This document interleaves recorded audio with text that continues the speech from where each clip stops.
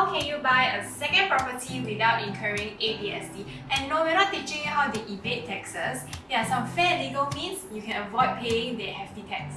Decoupling is the most commonly used method.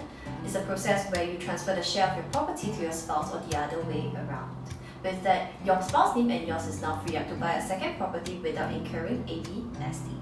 Bear in mind that transferring of share isn't free, as your spouse will need to buy them from you, which means that it will incur buyer's stamp duty and a conveyancing fee of $5,000 to $6,000.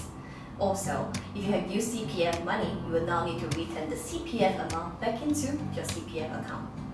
You can also buy a second property under your children's name, assuming they do not own any properties.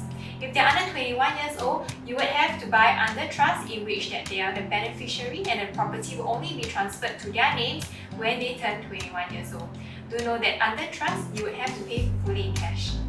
There will also be some costs in setting up and maintaining the trust account. Unlike residential property, you do not need to pay ABSD when you buy commercial property. On top of that, commercial property commands higher rental yield.